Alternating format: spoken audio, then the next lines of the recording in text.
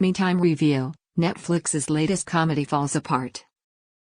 There is a scene early on in Me Time, the new Netflix comedy from writer-director John Hamburg, that feels like a perfect encapsulation of the film itself.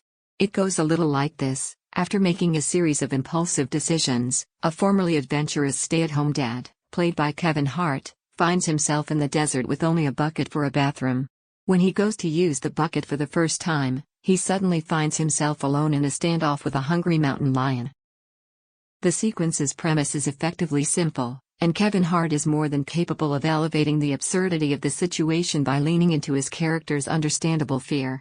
The scene, therefore, shouldn't have any problem delivering the laughs that it promises. Unfortunately, the mountain lion that Hart's Sonny is forced to face off against just so happens to have been brought to life with some of the worst CGI you'll likely see in any film this year. And therein lies the disappointing truth of Me Time.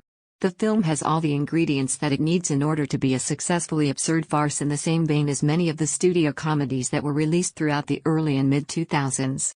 However, rather than taking full advantage of its talented performers and easy setups, Me Time drowns all of its best elements in a sea of half-formed ideas and unfinished gags, none of which truly gel together.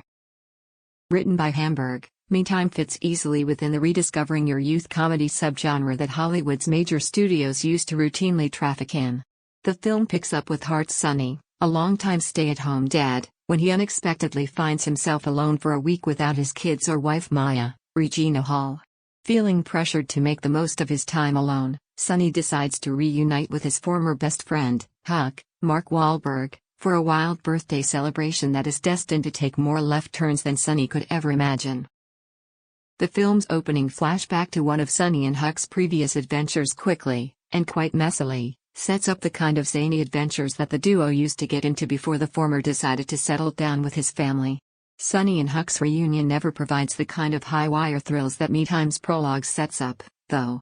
Instead, Hamburg's script zooms through Me Time's plot without ever slowing down to let any of the movie set pieces breathe, which renders them all significantly less effective than they might otherwise have been.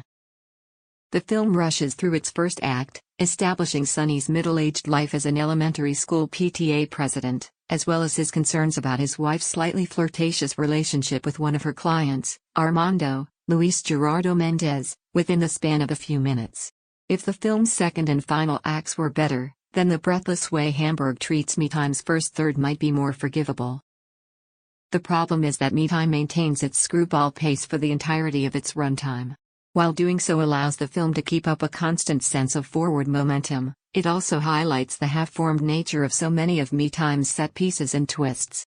What's even worse is that Hamburg doesn't even follow through on the promise of Huck's outsized 44th birthday party. The event is initially set up to be the centerpiece of Me Time, but it's ultimately abandoned a third of the way through the film's second act.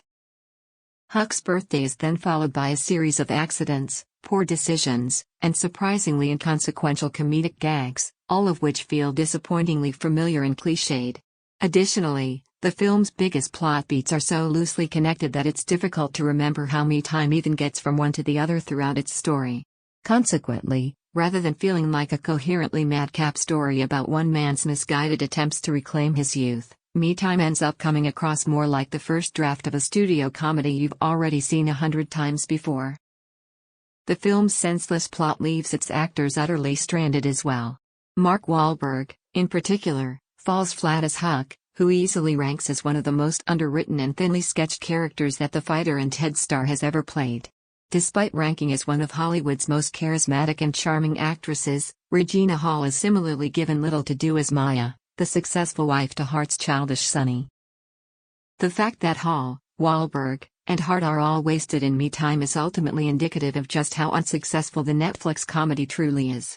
It's not only a forgettable attempt at doing what hundreds of other movies have already done better, but it's not even capable of giving Regina Hall and Kevin Hart a single memorable scene together. In other words, don't let its invitingly short runtime fool you. There are a dozen better ways you could kill a couple of hours this weekend than by watching Me Time.